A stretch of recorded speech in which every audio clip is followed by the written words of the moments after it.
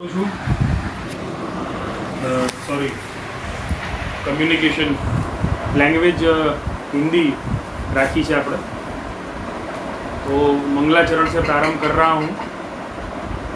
नमो भगवते तस्मै कृष्णायाद्भुत कर्मणे रूप नाम विभेदेन जगत क्रीडति यो यः मदनं कामरूपेण स्त्री भावदभावितो हरि मोहयन् मूलरूपेण अवतीर्णसेभ्य एव सः यत्कृपालवमाश्रित्य तरन्ति भवसागरं पद्मावती मनोमोदं घनश्यामहं।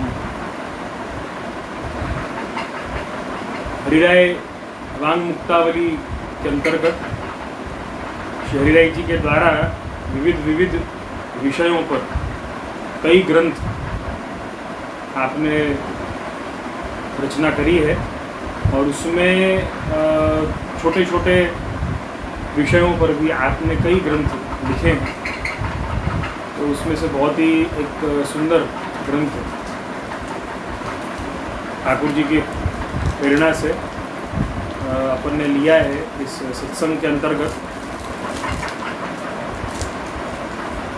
कोनो सुधाबेन तमे म्यूट नहीं थे जी, प्लीज म्यूट तमे करी दो।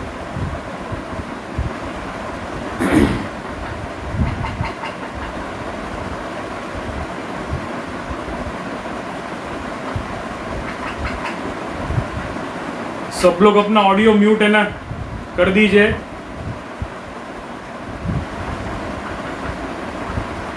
सब लोग अपना ऑडियो म्यूट करिए।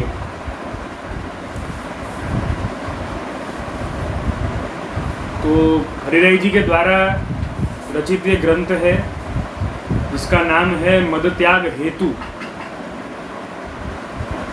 कल एक ट्रायल सेशन हमारा हुआ था, उसमें मैंने थोड़ा विवेचन इसका किया था कि किसी भी मानव में 6 प्रकार के अवगुण लिखे गए हैं और वो 6 प्रकार के अवगुण जो हैं वो काम, क्रोध, लोभ, मोह, मद और मात्सर्य, ये 6 प्रकार के अवगुण होते हैं। अब मद जो है वो सबसे बड़ी चीज़ है। वैसे अगर देखने जाए तो पहले काम का जो प्रकार के हिसाब से अगर देखने जाएं अपन तो पहला अवगुण जो आता है वो काम आता है कि काम अर्थात इच्छाएं जीवन में हमेशा से रहती हैं और हमेशा से रही हैं। अब अपन जो ये 6 प्रकार के अवगुण हैं उसमें से 5वां अगर क्रम अनुसार, ऐसा कोई क्रम निश्चित तो नहीं है अवगुणों का, लेकिन इस क्रम से हमेशा सुने जाते हैं। तो ये मद जो है, ये मद के लिए अपन ऐसा माने कि ये 5वां अवगुण है ये। और ये मद जो है वो कैसे होता है, इसकी सूक्ष्मता भी बहुत सुंदर है। किसी का ऑडियो अभी भी म्यूट नहीं है, प्लीज़ ज़रा ध्यान दे करके सब अपना ऑडियो म्यूट है ना करिए। मुझे अभी भी डिस्टर्बेंस आ रहा है थोड़ा। तो यहाँ पर मद की चर्चा अपन कर रहे थे। पहला जो अवगुण जो है वो काम है। काम अर्थात इच्छाएं हैं। तो अपन को ये समझना है पहले कि इच्छाएं अपन को रखनी है या नहीं रखनी है, क्योंकि इच्छाओं के द्वारा, काम के द्वारा ही दूसरे सारे अवगुण एक के बाद एक अपने भीतर आते जाते हैं। तो इच्छाएं अपन को जीवन में रखनी है या नहीं रखनी है अपन। तो कल भी मैंने थोड़ा बहुत उसके ऊपर समझाया था, आज वापस है ना समझाऊंगा। कल तो बिल्कुल गुजराती में ही था एक्सप्लेनेशन, आज उसको हिंदी में थोड़ा समझा रहा हूँ कि इच्छाएं अपन को ऐसी रखनी है, इच्छा अपने जीवन में ऐसी हो जिनके ऊपर विचारों का शासन है। यद्यपि अपनी इच्छाएं ऐसी हैं जो बिल्कुल स्वतंत्र हैं, जिन पर कोई विचार का, कोई संस्कार का, कोई धर्म का शासन नहीं है, तो ऐसी इच्छाएं अपन को नुकसानदायी हो सकती हैं, अपन को फ़ायदा नहीं पहुंचाएंगी, अपन को नुकसानदायी होंगी। और यद्यपि ऐसी इच्छाएं अपने अंदर हैं, अपन शायद ऐसा सोचते होंगे कि भाई इच्छा अगर नहीं होगी तो आदमी जिएगा कैसे। इच्छाएं नहीं होगी तो नहीं जी पाएगा, बहुत सही बात है। लेकिन इच्छाएं होनी चाहिए, लेकिन कैसी होनी चाहिए? उसके ऊपर संस्कारों का शासन होना चाहिए। अपन जब भी कोई इच्छा करें, अपने पास में जब भी कोई इच्छा जागृत हो, तो इच्छाओं के साथ में एक चीज़ का ज़रूर विचार करना है कि क्या ये मेरी इच्छा जो है वो मेरे धर्म के अनुकूल है, मेरे अनुकूल है। मैं ऐसा समझता हूँ कि आज अपन को ये सोचने में बहुत ही संकोच होगा कि क्या ये मेरी इच्छा जो है मेरे धर्म के अनुकूल है कि नहीं, क्योंकि धर्म क्या है वो अपन जानते नहीं। तो अगर अपन को ये भी सोचना है कि क्या इच्छा मेरे अनुकूल है, तो भी उसके ऊपर भी बहुत सुंदर एक विचार मैं आप सबको देना चाहूँगा।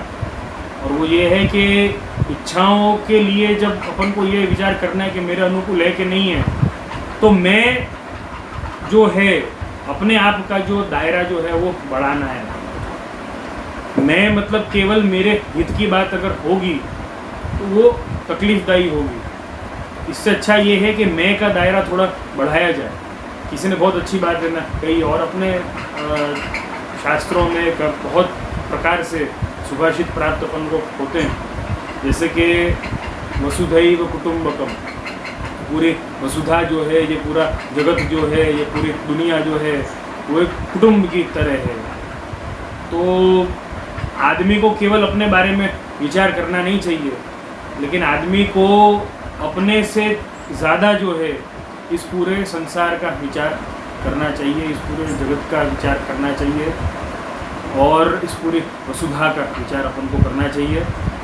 जो यद्यपि अपन ये विचार कर नहीं पाते हैं, तो अपन अपना खुद का ही नुकसान कर बैठते हैं अज्ञानतावशी। जैसे कि आज की ये परिस्थिति अपने सामने आई है, पूरे विश्व के सामने जो आई है एक महामारी के तौर पे। ठीक है, ये महामारी तो अभी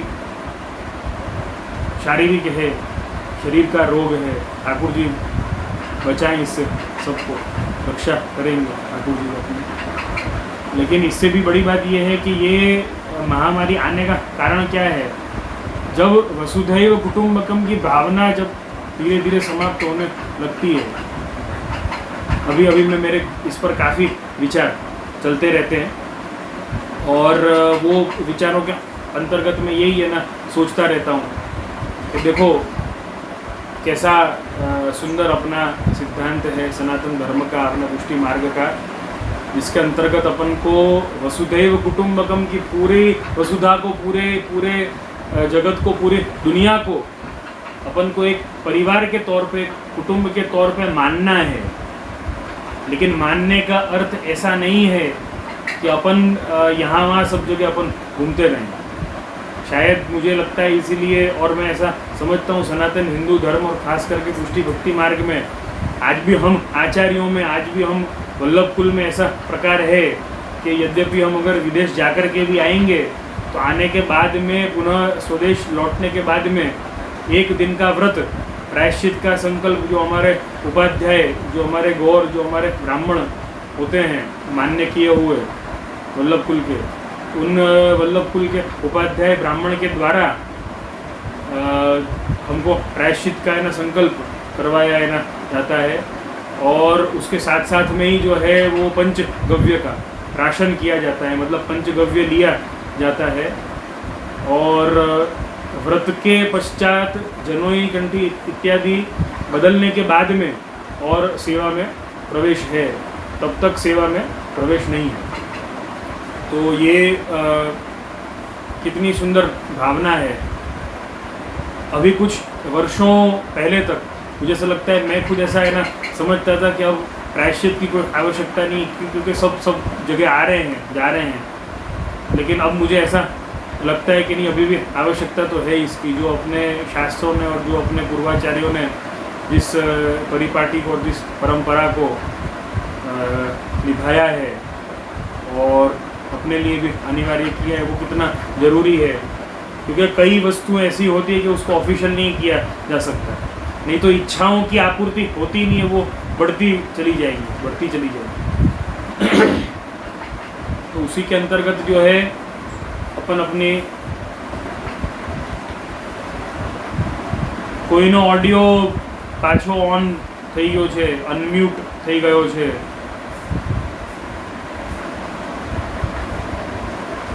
પ્લીઝ મ્યુટ કરી દેજો, ધ્યાન રાખીને. હા, થઈ ગયો.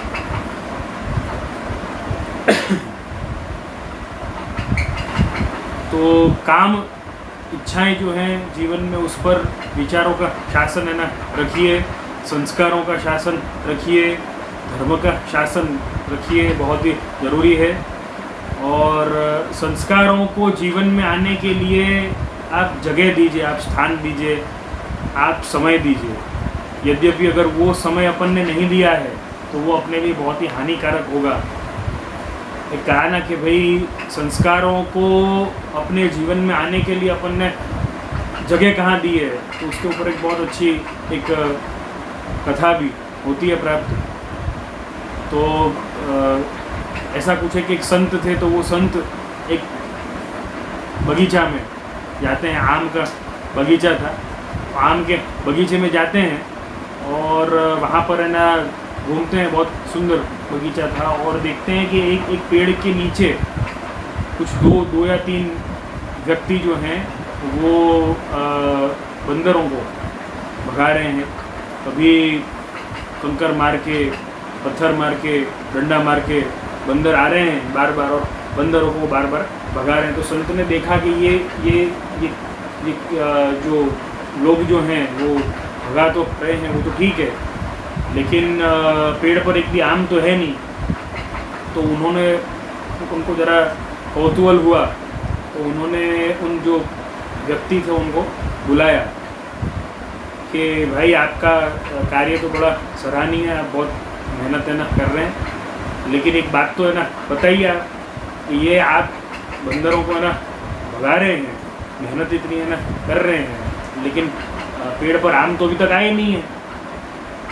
अगर पेड़ पर आम आए अगर होते और तब बंदर आते और अगर आप भगाते तो ठीक भी था कि भाई आम के रक्षण के लिए बंदरों को भगाया जा रहा है, लेकिन अभी तक पेड़ पर आम तो आए नहीं है और आप बंदरों को भगा रहे हैं. आप तो इतनी मेहनत क्यों, व्यर्थ में इतना श्रम क्यों लेना जब अभी तक आम नहीं आए. तो वो जो व्यक्ति थे जो अपना कार्य उधर कर रहे थे बंदरों को भगाने का, उन्होंने बहुत अच्छा प्रत्युत्तर दिया वो संत को. उन्होंने कहा कि स्वामी जी आपकी बात बहुत सही है कि अभी तक आम तो आए नहीं हैं और बंदर है ना आ रहे हैं तो उनको भगाने की आवश्यकता नहीं है, लेकिन आप एक बात बताइए कि ये आम किस पर आएंगे, डालियों पर ही है ना आएंगे आम. तो अब बंदर अभी आ रहे हैं, यद्यपि आम आए नहीं है अभी तक, सीज़न अभी तक नहीं आया, सच्ची बात है, लेकिन बंदर अभी आ रहे हैं और डालियों को तोड़ रहे हैं, वृक्षों को, पेड़ों को छिन्न भिन्न कर रहे हैं. अब अगर ऐसा होता है कि बंदरों ने सारी डालियाँ, सारी शाखाएं तोड़ दी, वृक्षों को छिन्न भिन्न न कर दिया और आम का मौसम आया, सीज़न आया, तो आम डाली पर आएंगे नहीं तो कहाँ आएंगे, माथे पर अपने, ये बताइए. तो संस्कारों का ऐसा ही है, धर्म का ऐसा ही है, इच्छाओं का ऐसा है, अवगुणों का ऐसा है. आपने स्वयं ने उनके लिए जगह छोड़ी है, आपने स्थान छोड़ा है कि अपने जीवन में अवगुण आए. अपन ने अपने संस्कारों को, संस्कार रूपी शाखा को, धर्म रूपी वृक्ष को अपन ने उसका रक्षण नहीं किया है. अपन ने आम के आने की राह अपन ने देखी है कि भाई जब आम आएंगे ना तब डालियों का भी रक्षण अपने आप हो जाएगा. तब अगर बंदर आए तो हम उनको रोकेंगे और भगाएंगे, लेकिन तब तक शायद बहुत देर हो चुकी हो, तब तक शायद बहुत देर हो चुकी होगी. उसके पहले ही बंदरों ने बागीचा जो है, वृक्ष जो है, शाखाएं जो हैं वो तोड़ दी होगी, छिन्न भिन्न कर दी होगी, नष्ट भ्रष्ट कर चुके होंगे, और तब अपन आम आने की उम्मीद में बैठेंगे तो क्या होगा. तो ऐसे ही संस्कारों का है, ऐसे ही धर्म का भी है. यद्यपि अपन ने अवगुणों को आने का इंतज़ार किया, अपन ने ऐसा सोचा कि नहीं तो अवगुण है नहीं आएंगे, अवगुण थोड़ी कोई है ना आते हैं ऐसे. भाई हमारे में तो कोई इतना अवगुण भी नहीं है, औरों में तो कितने सारे अवगुण होते हैं, अवगुण ऐसे तो आने वाले हैं नहीं, तो भाई हम तो निश्चिंत हैं, हमारे अंदर जो भी संस्कार हैं, जो भी धर्म है, जितना भी है वो ठीक है। मैं हमेशा एक बात है ना समझाता हूँ, कई वैष्णवों के मुख से ये वाली बात सुनता हूँ, आप सब इस बात पर ध्यान देना।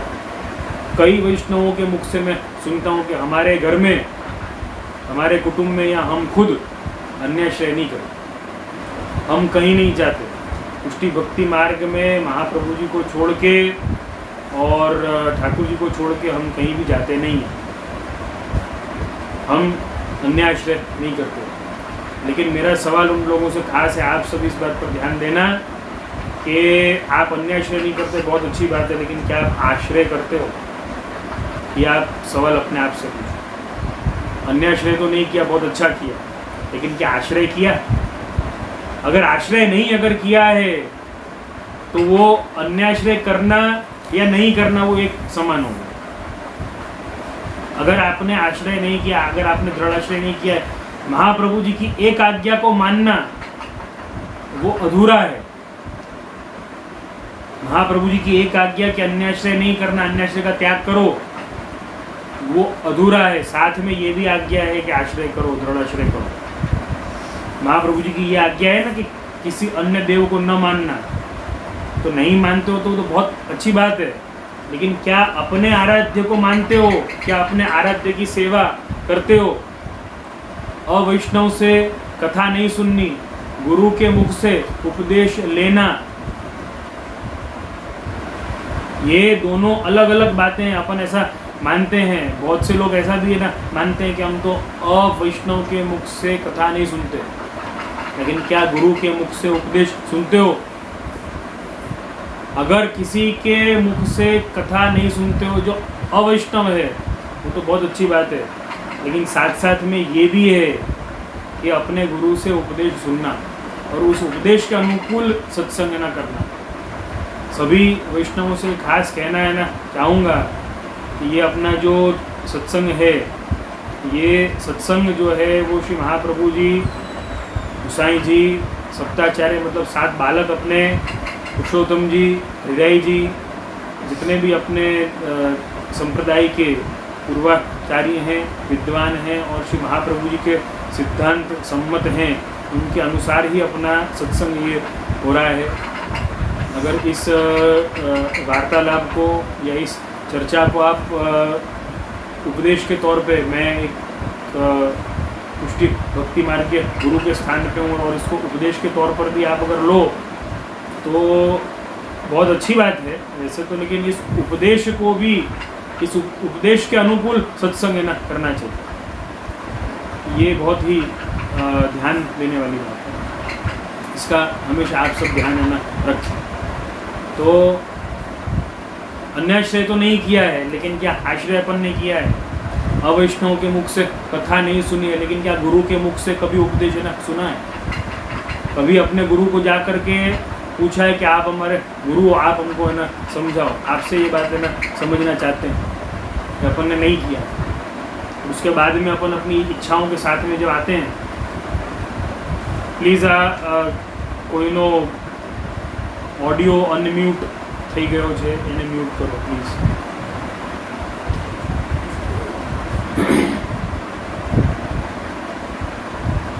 तो जितनी भी ना पाड़ी हुई है वो तो सब अपन ने मानने की कोशिश की है कि भाई नहीं, अपन को ना पाड़ी है, ना पाड़ी है, ना पाड़ी है, तो अपन को ये काम तो नहीं करने, ये कार्य तो अपन को नहीं करना। Please unmute. Hello please mute your audio. Realme C3 किसका है ये पता नहीं है।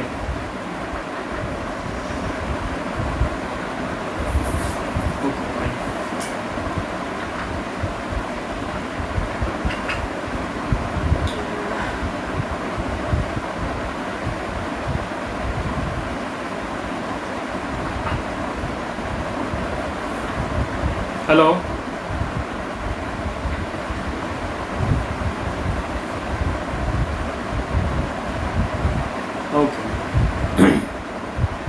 किसी को भी अगर ठीक से सुनाई न देता हो तो वो टेक्स्ट मैसेज डाल सकता है, तो मैं देख लूँगा वो। तो 6 प्रकार के अवगुणों की बात थी, इच्छाओं की बात है ना हो रही थी। इच्छाओं को अपन ने जगह अपने जीवन में दी है, और सद इच्छा अगर हो, सद इच्छा माने इच्छाएं 2 प्रकार की होती है, सद इच्छा असद इच्छा। तो सद इच्छा जो है उसको अपन ने बहुत सुंदर नाम दिया है अपने संप्रदाय में, अपने बड़ों ने सद इच्छाओं को नाम दिया गया है मनोरथ अथवा अलौकिक विज्ञप्ति, ऐसा नाम दिया गया है। मनोरथ जो है वो कायम, वो भगवत कृपा से कभी वो व्यर्थ जाते नहीं हैं। लेकिन असद इच्छाएं हैं, असद इच्छा माने क्या है, लौकिक इच्छा या असद इच्छाओं को भी पहचानना अपन को होगा कि ये असद इच्छा। असद इच्छा को भी अपन अगर पहचान नहीं पाए तो अपन को ऐसा लगेगा कि भाई कर तो रहे हैं सेवा ही, लेकिन वो सेवा के द्वारा जो है अपन को भक्ति की प्राप्ति नहीं होगी, सेव्य संतोष जनिका सेवा नहीं हो पाएगी। ये तकलीफ अपन को हमेशा, अपनी सेवा के द्वारा प्रभु को प्रसन्नता हो रही है कि नहीं, ये अपन को कैसे समझ में आए कि अपनी सद इच्छा थी। देखो सद इच्छा थी कि नहीं, अपन को तब समझ में आएगा कि जब अपन भगवत सेवा कर रहे होंगे, भगवत नाम ले रहे होंगे, और भगवान से भी ज़्यादा जब अपन को महाप्रभु जी के चरणों में, गोसाई जी के चरणों में, सप्ताचार्य के चरणों में, गुरु की वाणी में और पुष्टि भक्ति मार्ग के प्रति निष्ठा में, उसके आदर में अपना मन बढ़ेगा, तब अपन को ऐसा मानना कि अपनी सेवा सार्थक हुई, प्रभु ने अंगीकार कर। प्रभु तो पत्रम पुष्पम फलम तोयम यो में भक्त प्रयच्छतु हैं। प्रभु को तो जो भी अंगीकार प्रेम से करवा दिया वो मानने में उसमें कोई आपत्ति नहीं है। प्रभु को कुछ भी अगर कम हुआ तो प्रभु को उससे कोई फर्क पड़ने वाला नहीं है, ये तो निश्चित बात है। लेकिन फर्क अपन को पड़ रहा है कि नहीं, अपनी निष्ठा का क्या, ये महत्व की बात है। Oppo A3s, please mute your audio.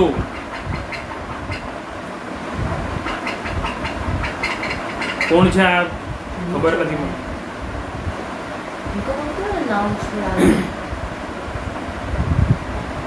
तो अपनी इच्छाओं पर थोड़ा शासन है ना अनिवार्य है, संस्कारों का, धर्म का, और सद इच्छाएं करें।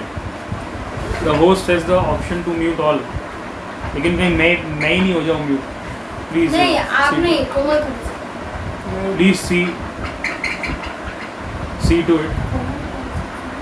कोमल करो ने म्यूट।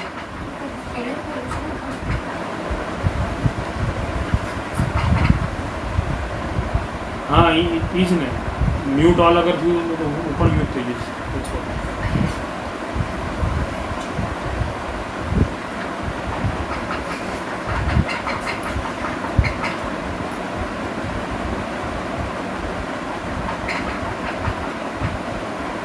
अच्छा હું હવે સંભળાવું છું,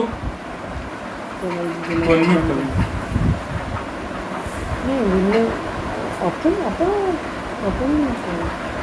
હવે હું સંભળાવું છું ને, okay so I will start. तो मद त्याग हेतु ग्रंथ में ये जो अवगुण है 6, उसमें से 5वां अवगुण जो है मद, वो मद माने अहंकार है। अहंकार हर तरीके से अपने अंदर होता है, और वो अहंकार किस तरीके से, उसके कितने प्रकार हैं वो यहाँ पर समझाया गया है। रिलाई जी मद के 21 प्रकार इस ग्रंथ में समझा रहे हैं, और ये 21 प्रकार के मद जो हैं वो कुछ इस प्रकार हैं। पहले से लेके और 6वें श्लोक तक पूरा वर्णन इसमें प्राप्त करना हो रहा है। और मैं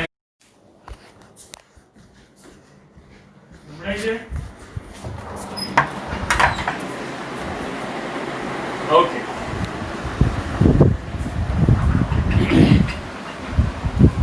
तो पहला श्लोक है, अथ त्यागाय सद्युक्ताः प्रोच्यन्ते विविधा मदा विद्या मदो धन मदः तथैव कुलजो मदः मुख्या एते मया प्रोक्ता संत्याज्यश्च विशेषतः।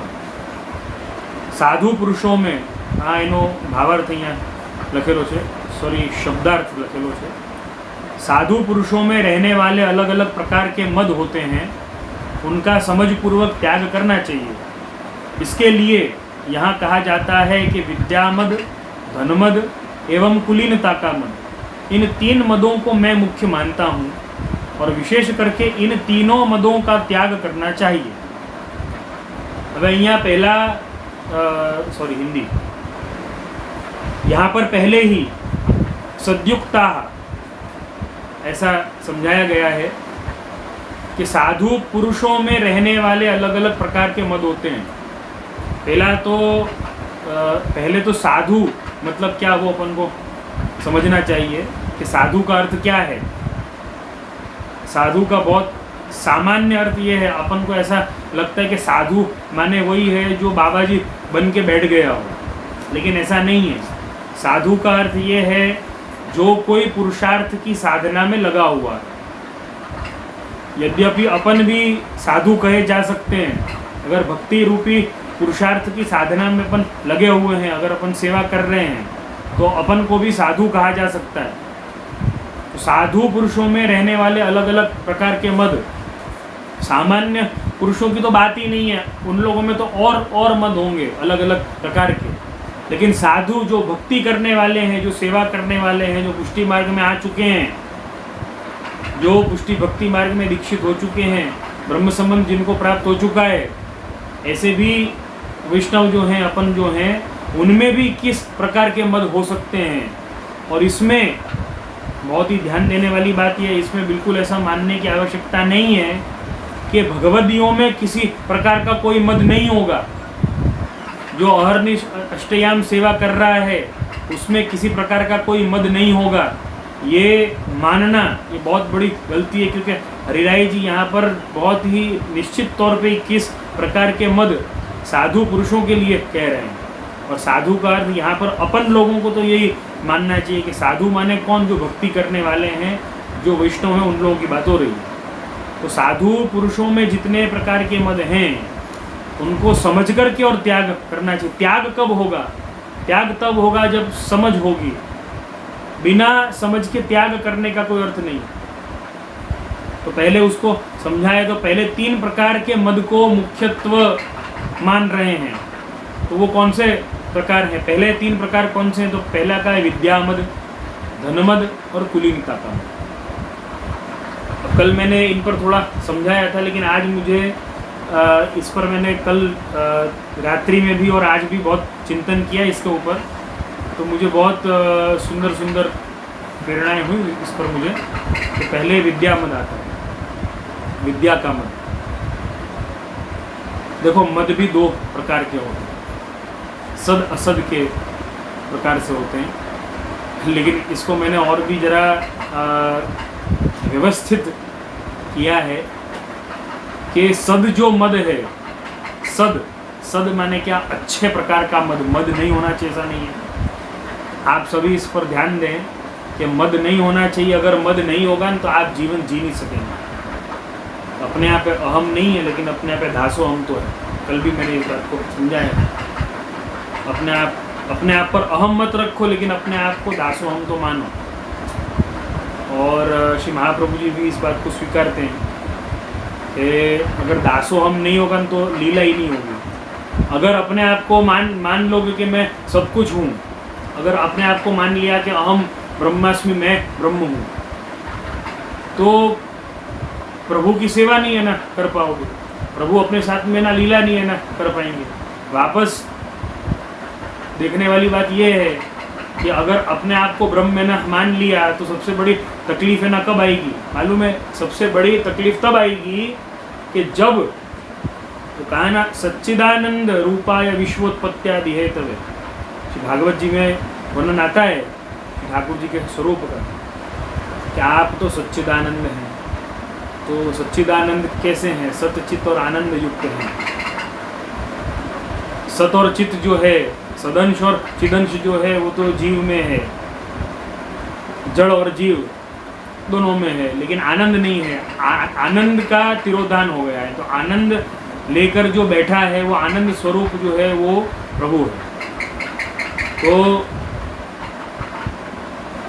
सदंश जो है, चिदंश जो है, उसकी अपन चर्चा अपन ना करें अगर, तो अपन को ना समझ में आएगा। आनंद अपने पास में नहीं है तो अपन ब्रह्म बन नहीं सकते।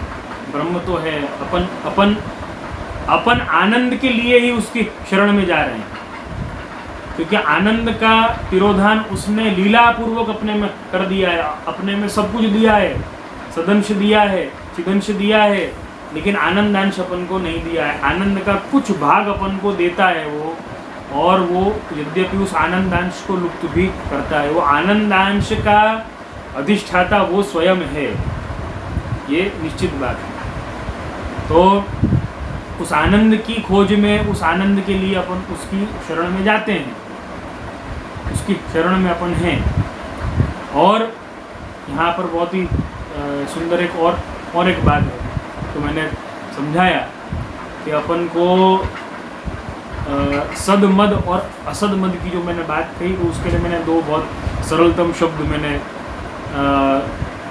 मैंने जो चिंतन किया उससे मुझे मिले हैं। भगवत कृपा से आप सब उन दो शब्द को नोट है ना करके रखें कि मद नहीं रखना, मतलब असद मद जो है उसको मद नाम से अपन समझेंगे, और सद मद जो है मतलब अहम को अपन मद कह करके पुकारेंगे, और दासो हम को अपन दम करके और पुकारेंगे। मद का उल्टा दमो।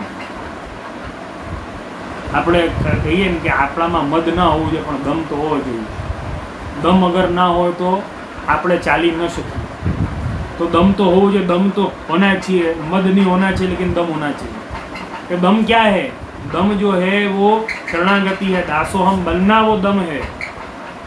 और प्रभु ने बहुत अच्छी बात है ना कही है, मैं आगे थोड़ा थोड़ा इस वस्तु को समझाऊंगा धीरे धीरे, लेकिन अपने प्रभु ने, श्री कृष्ण ने गीता जी में बहुत अच्छी बात कही है, समत्वम योग उच्चते। समत्व योग है। अब अपन को ऐसा हो कि पहला जो मैं मद समझा रहा था, विद्या का मद, ज्ञान होना उसका एक मद होता है। ऐसा नहीं ज्ञान होना ही मद है, ज्ञान नहीं होना ना ये भी एक मद। ज्ञानी को देख करके मद, yes, Ankit Kalantri is asking J what does the word मद मीन्स। मद का अर्थ होता है अहंकार। अहंकार, मैंपना, उसको मद कहा जाता है। इसमें यह मद हो कि मेरे में कोई गुण है, मेरे में कुछ अच्छा है, मेरे में कुछ तो बात है। अब यहाँ पर मद को मैंने जैसे दो प्रकार से समझाया है कि सदमद और असदमद। जैसे मैंने पहले इच्छा को समझाया, सदिच्छा असद इच्छा। असद इच्छा जो है वो त्याज्य है, सद इच्छा त्याज्य नहीं है। असद मद त्याज्य है कि मैं कुछ हूँ, अहम ब्रह्मास्मि, मैं ब्रह्म हूँ, ये त्याज्य है। लेकिन दासो हम, मैं आपका दास हूँ। मैं कुछ हूँ वो भूल जाओ, लेकिन मैं आपका दास हूँ ये तो याद रखना ही। उसमें भी मैं है, लेकिन वो मैं कैसा है? वो मैं दासत्व पूर्वक अहंकार है या मद है या मैं है, ये अपन को समझना है, ये अपन को ध्यान में रखना है। अब विद्या का मद कि पहले तो ये मद आए कि भाई मैं तो बड़ा ज्ञानी हूँ या मुझे कुछ तो मालूम है, ये एक मद आ सकता है।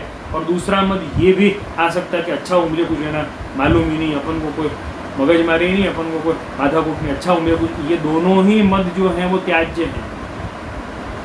और यहीं पर ठाकुर जी का वाक्य अपन को ध्यान में रखना है, उसका स्मरण अपन को रखना है, समत्वम योग उच्चते।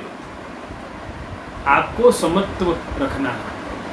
मुझे कुछ नहीं मालूम है उसका मद है ना पाल करके बैठना कि नहीं बहुत बहुत अच्छा है, भी हमको तो कुछ मालूम ही नहीं, बहुत बहुत अच्छी बात है, वो हीनता का भाव, हीनता का भाव भी नहीं पालना है। दीनता का भाव पालना है। दीनता का भाव मतलब क्या? समत्वम योग उच्चते, वो दीनता का भाव। तो दीनता का भाव जब अपन में आएगा तभी अपन भगवत सेवा कर पाएंगे, तभी अपन जीवन जी पाएंगे।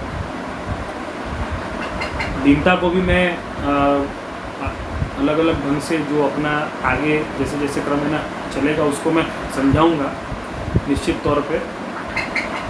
और एक बात और कहूँगा सभी श्रोतागणों को कि जिनको भी जो भी कुछ समझ में ना आए वो व्हाट्सएप ग्रुप पर अपने सवाल जो है वो भेज सकते हैं।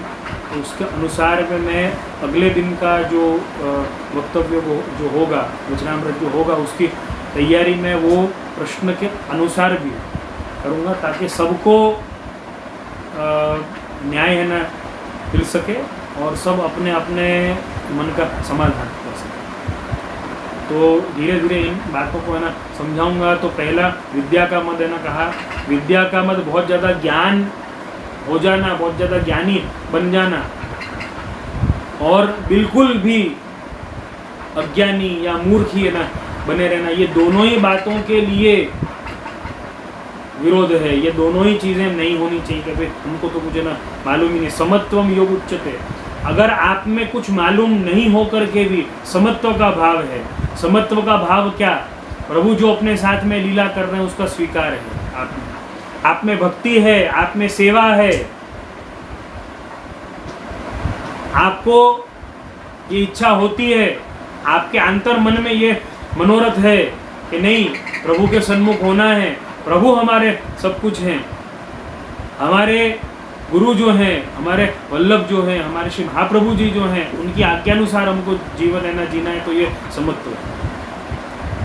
यद्यपि गुरु से भी ज्ञान है ना लेकर के, और एक और सवाल यहाँ पर है, तो वो जिन्होंने सवाल किया है प्रियांक ने, उनसे मैं यही कहूँगा कि ये सवाल अभी तो आपने टेक्स्ट में है ना भेजा ही है, साथ साथ में व्हाट्सएप ग्रुप पर भी आप है ना भेजें तो मैं उसको नोट करके है ना रखूँगा खास कर। तो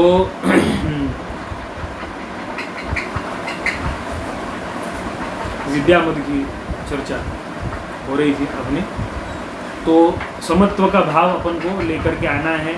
समत्व का भाव यही है कि आप में स्वीकार हो, प्रभु की लीलाओं का आप में स्वीकार हो, इस जीवन को, इस जगत को, इस ब्रह्मांड को जैसा प्रभु ने निर्मित किया है उसका स्वीकार हो। तो ये मद जो है, देखो मद त्याज्य है, ये अपन को हमेशा रखना है यार। लेकिन मद दम के रूप में अगर है तो वो त्याज्य नहीं है, क्योंकि वो समत्व के रूप में, इसलिए वो त्याज्य नहीं है। ये अपन को ध्यान रखना है हमेशा। तो पहला आज 21 प्रकार के मद जो है उसका मैं पूरा पढ़ करके बता रहा हूँ आपको। मेरे हिसाब से समय भी होने आया है अपना, तो 21 प्रकार के मद जो हैं वो मैं आज आपको लिस्ट ना बता रहा हूँ। फिर धीरे धीरे अपन उस पर चर्चा और उस पर विवेचन अपन शुरू करेंगे। इस ग्रंथ में श्री हरिराय जी ने साधु पुरुष माने वैष्णवों के लिए मद 21 प्रकार के होते हैं ये तो समझाया ही, उसके साथ में इन मदों से कैसे दूर रहा जाए ये भी समझाया है, और मद का ऑपोजिट क्या होता है ये भी उसमें है ना समझाया है कि अगर मद नहीं है ना रखना है तो क्या रखना है, कैसा भाव रखना है और किस प्रकार से आप उस भाव तक पहुँचेंगे ये भी उसमें समझाया है। तो ये सारा प्रकार यहाँ पर समझाया है। तो ये अब मैं पूरा पढ़ करके सुना रहा हूँ, 1 से लेके 6 तक श्लोक हैं इसमें। तो पहले 3 मद, विद्या मद, धन मद और कुलीनता का मद है। अपन इस पर कल चर्चा अपन करेंगे, आज सब श्रवण करने केवल शरीर जी की वाणी है। इन 3 मदों को मैं मुख्य मानता हूँ, विशेष करके इन 3 मदों का त्याग करना चाहिए।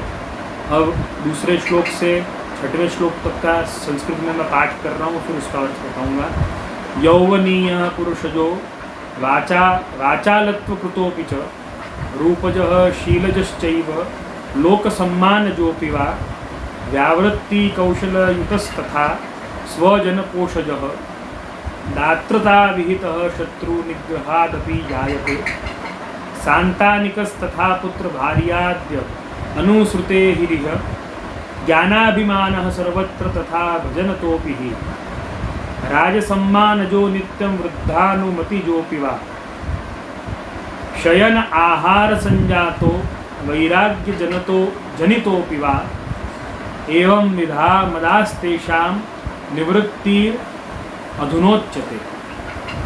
अब यहाँ पर पहले 3 मद का मैंने बताया, जैसे कि आपको पहला विद्या, दूसरा धन, तीसरा कुलीनता का मद। अब चौथा युवावस्था का मद, यौवनत्व का मद होता है। 5वां पुरुषार्थ से उत्पन्न होने वाला मद, अपन ने पुरुषार्थ किया है, अपन ने कोई प्रयत्न किए हैं जीवन में, उससे उत्पन्न भी मद होता है। 6वां वाचालता का मद, कि मेरी वाणी बहुत अच्छी है, वाचालता का मद भी होता है। 7वां रूप का मद, किसी में रूप हो उसका भी मद होता है कि नहीं मैं तो बहुत रूपवान हूँ। 8वां जो है वो सदाचार पालन का मद, ये भी बहुत बड़ा मद है। मुझे ऐसा लगता है कि पुष्टि मार्गियों में बहुत सी बार ये देखा जाता है और विपुल प्रमाण में देखा गया है, और इसी के कारण कई वैष्णव जो हैं, सदाचार पालन का मद इतना भयंकर है कि दुराचारी को इतना मद नहीं होगा, या दुराचारी से पुष्टि मार्ग को या अपने भक्ति भाव को इतना नुकसान नहीं होगा जितना बहुत सी बार सदाचारी से हो जाता है। तो सदाचारियों को भी अगर ये मद है तो अगर अपन में है ऐसा मद, कोई सदाचार पालन का मद अपन में भी अगर है तो 8वां मद याद रखें। हरिराय जी अपन को समझाते हैं कि ये मद भी नहीं होना चाहिए। 9वां मद जो बताते हैं लोगों की ओर से मान प्राप्त होने का मद, कि भाई मुझे मान मिल रहा है, उसका मद। 10वां मद व्यवहार कुशलता का मद, कि मैं बहुत व्यवहार कुशल हूँ, मेरा व्यवहार सबसे बहुत अच्छा है, ये भी एक मद है। 11वां मद जो बताया सगे संबंधियों का पोषण करने का मद, कि भाई मेरे द्वारा मेरे सगे संबंधियों को, मेरे मित्रों को पोषण प्राप्त होता है, वो भी एक मद है, वो भी मद से दूर रहो। 12वां मद जो बताया दात्रता का मद, मैं किसी को कुछ देता हूँ या मैं किसी को कुछ देने लायक हूँ, उसका भी एक मद है। देखो मुझसे मांगा, मुझसे क्यों मांगा? क्योंकि मैं दे सकता हूँ, किसी और से नहीं मांगा। क्यों? क्योंकि कोई और देगा नहीं, या किसी का इतना मन ही नहीं है, मैं दे सकता हूँ, तो उसका भी एक मद है। 13वां मद बताया शत्रुओं को कैद करने से उत्पन्न हुआ मद, अर्थात शत्रुओं के ऊपर अपन ने विजय प्राप्त करी, उसका भी एक मद। शत्रुओं के ऊपर बहुत सी बार भगवत कृपा से विजय प्राप्त हो जाती है अपने द्वारा, तो अपन को उसका भी मद होता है, वो मद भी नहीं होना चाहिए। 14वां मद 14 अच्छे या अधिक संतानों के उत्पन्न होने से पैदा होने वाला मद।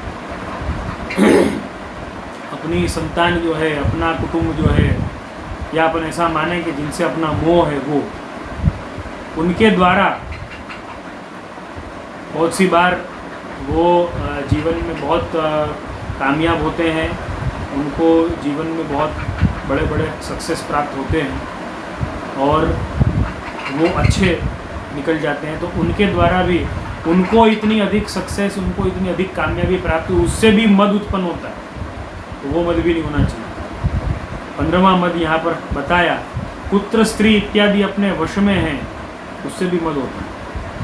कुटुंब में, परिवार में, समाज में अपना प्रभाव है, अपने शब्द चलते हैं, अपनी बात मानी जाती, अपनी बात सुनी जाती, उससे भी मद होता है, वो भी नहीं होना चाहिए। 16वां मद यहाँ पर जो बताया वो ये बताया ज्ञानी होने के लिए जागृत होने वाला, ज्ञानी होने के लिए जागृत होने वाला, कि मैं ज्ञानी हो सकता हूँ, मैं विद्या प्राप्त कर सकता हूँ, यद्यपि उसमें हो के नहीं, वो तो अलग बात है। देखो पहला मद जो बताया वो तो विद्या मद, के विद्या प्राप्त हो चुकी है। अब ये दूसरा जो 16वां मद बता रहे हैं यहाँ पर हरिराय जी, वो ये है ज्ञानी होने के लिए जागृत होने वाला मद, कि मेरे में ये गुण है कि मैं ज्ञानी बन भी सकता हूँ। भाई कईयों में तो ये गुण भी नहीं हो सकता कि उनमें बुद्धि नहीं होती है, तो क्योंकि ऐसा भी एक मद होता है कि मैं ज्ञानी हो सकता हूँ, मैं ज्ञानी बन सकता हूँ, मुझे बहुत बातें समझ में आती हैं, ये भी एक मद है। 17वां मद स्वयं भक्त है इस दृष्टि से उत्पन्न होने वाला मद, ये भी एक मद है। मैं भक्त हूँ, मेरे में जितनी भक्ति है, मेरे में जितना भाव है ना, वो बड़ा सुंदर है। ये भी एक मद है, ये वाला मद भी नहीं होना चाहिए। 18वां मद, राज दरबार में स्वयं का सम्मान हुआ, ऐसा मद। राज दरबार माने यहाँ से हरिराय जी वो समय की बात कर रहे हैं जब राजाओं का राज था, लेकिन अपन को ये मानना चाहिए राज दरबार माने आज कानूनी तौर पे या सोशल स्टेटस अपना कुछ हो इस समाज में, पॉलिटिकल दबदबा अपना हो इस समाज में, या अपनी पहुंच हो, या अपन को कोई मानता हो, रिस्पेक्ट है ना करता हो कोई पॉलिटिकल व्यक्ति, तो उससे भी मद होता है। 16वां मद यहाँ पर, सॉरी 19वां मद यहाँ पर बता रहे हैं आप, वृद्धजनों में स्वयं को मान प्राप्त होता हो, उससे उत्पन्न होने वाला। वृद्धजनों का अर्थ क्या कि जो बड़े लोग हैं उनके द्वारा भी हमारा सम्मान होता है, तो ये भी एक मद है, ये भी नहीं होना चाहिए। 20वां मद जो बताया, सुखपूर्वक शयन आहार आदि प्राप्त हो रहा है और सुंदर वाद्यों के उपयोग में चतुर होने का। 20वां मद यहाँ पर ये समझा रहे हैं कि सुखपूर्वक भी આપણને જીવનમાં જલસા છે, આપણને જમવાનું સારું મળી રહે છે, આપણને ઊંઘ સારી આવી જાય છે, એનો પણ મદ છે। उसका भी एक मद होता है, आराम से हम खा पी रहे हैं, जीवन में आनंद लेना कर रहे हैं, उसका भी एक मद है। भले कुछ बहुत ज़्यादा प्राप्त नहीं किया है, लेकिन जीवन में आनंद से जी रहे हैं, सब कुछ प्राप्त है, उसका भी एक मद होता है, वो भी नहीं होना चाहिए। और चतुराई का मद, किसी चीज़ में चतुराई है, यहाँ पर उदाहरण के तौर पे ये दिया गया है, सुंदर वाद्यों के उपयोग में चतुर होने का मद। कोई सुंदर वाद्य आपको बजाना आता है, कोई कला आप में है, गायन कला आप में है, वादन कला आप में है, चित्रकारी की कला आप में है, पाक कला आप में है, विविध कोई भी कला आप में है, तो वो चतुराई का मद भी होता है, वो मद भी नहीं होना चाहिए। और 21वां मद यहाँ पे बताया है, अपने आप में उत्तम प्रकार का वैराग्य उत्पन्न हुआ, ऐसा मद।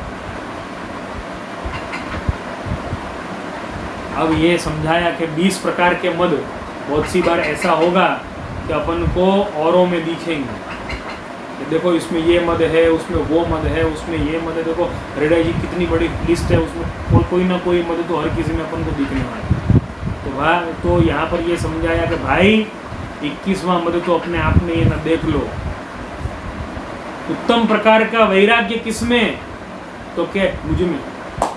तो ये मद भी बहुत बड़ा मद है, ये मद भी नहीं होना चाहिए। उत्तम प्रकार का वैराग्य, देखो सबसे बड़ा त्याग कौन कर सकता है, तो वो मैं कर सकता हूँ, ये भी मद बहुत बड़ा है, ये मद भी नहीं होना चाहिए। तो 21 प्रकार के मद यहाँ पर हरिराय चरण में समझाए हैं। और आगे हिंदी शब्दार्थ जो दिया गया है उस प्रकार से है कि ये 21 मद हैं, उन्हें किस प्रकार से दूर किया जाए, इसका प्रकार अब आगे बताया गया है। 7वें श्लोक से यानी कि कल से अपन अब आगे का प्रकार अपन शुरू करेंगे कि किस प्रकार से एक एक मद हरिराय जी ने बहुत सुंदर प्रकार से एक एक मद को बहुत सुंदर उदाहरण के तौर पे उदाहरण दे के अलग अलग उदाहरण के द्वारा अपन को इन मदों को समझ करके और दूर करना है, ऐसा समझाया है। पहला मैं सिर्फ कल के लिए एक आउटलाइन समझा रहा हूँ। पहला मद जो यहाँ पर समझाया है 7वें श्लोक से कैसे दूर किया जाए, वो विद्या मद को कैसे दूर किया जाए, उसका उपाय यहाँ पर समझा रहे हैं हरिराय चरण। तो अपन कल से अब आगे का प्रकार अपन शुरू होना करेंगे। और मुझे आशा है कि आप सबने अच्छे से श्रवण किया है। और सभी श्रोताओं को एक बात और समझाऊंगा जो मैं अपनी वचनामृतों में हमेशा समझाता हूँ, ये श्रवण है। अपन जो ये ऑनलाइन अपन जो जूम ऐप पर सत्संग कर रहे हैं, आप सब उपदेश ग्रहण कर रहे हैं, ये सब जो भी कुछ है ये श्रवण है, श्रवण भक्ति नहीं। श्रवण भक्ति तो तभी होती है कि जब अपन एक निष्ठ गुरु चरण में बैठ कर के और श्रवण करें।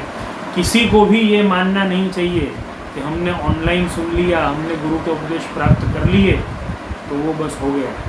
यहाँ पर गुरु उपदेश जरूर दे रहे हैं, निश्चित तौर पे दे रहे हैं, लेकिन लेना या नहीं लेना वो आपके हाथ में। आप अगर चाहो तो एक क्लिक में मुझे आप चुप कर सकते हो, ये आपके हाथ में। तो वो श्रवण है।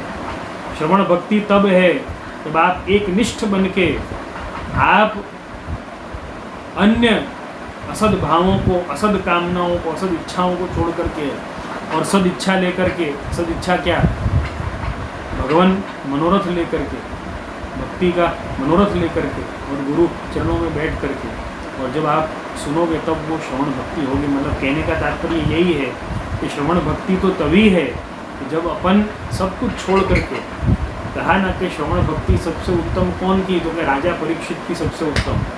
तो राजा परीक्षित कैसे सब कुछ पूरा संसार छोड़ करके, इतने बड़े राज्य को छोड़ करके, इतनी बड़ी जवाबदारी को छोड़ करके, सब कुछ छोड़ करके और सुखदेव जी के चरणों में आकर के बैठ गए। 7 दिन न तो भूख लगी, न प्यास लगी, न कुछ लगा। तो श्रवण भक्ति तो वो है। तो मैं आप सबको यही शुभकामना दूंगा कि आप सब भी ऐसी श्रवण भक्ति करें। ये तो केवल श्रवण किया है, और ऐसे ही अपन सब जो हैं वो अपन मिलें और ये सारी चर्चाएं और इससे भी सुंदर चर्चाएं जो है वो सन्मुख हों।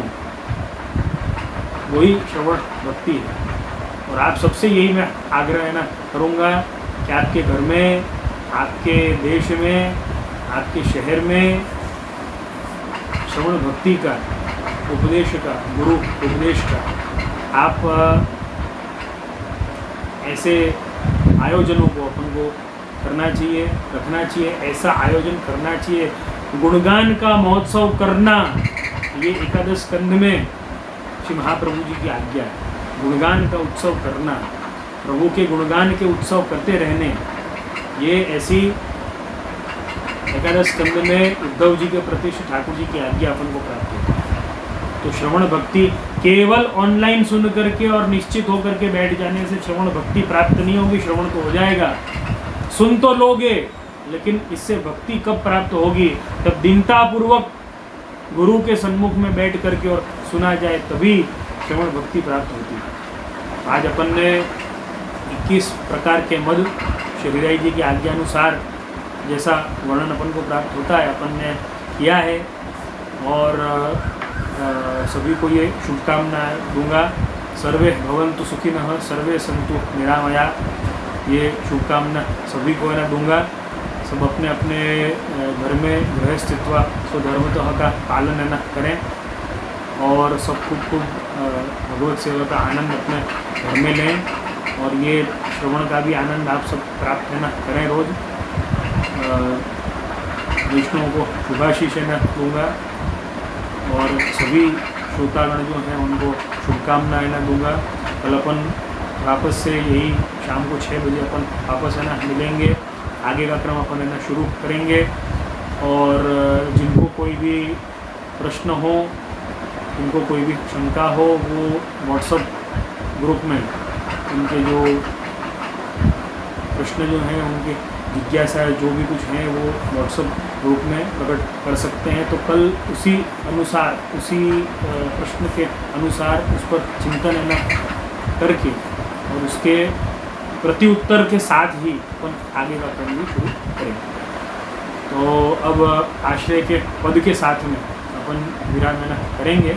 सब अपने अपने घरों में, सब अपने अपने भाव से आश्रय के पद का गान है ना करें। न चरणन केरो भरोसो, दृढ़ई न चरणन केरो, श्रीवल्लभ नख चंद्र छटा दीन, सब जग मान्ह अंधेरो भरोसो, दृढ़ई न चरणन केरो, साधन और नहीं आकली में, जासु हो सूर कहाँ कहे द्विविध आंधरो, बिना बोल को चेरो भरोसो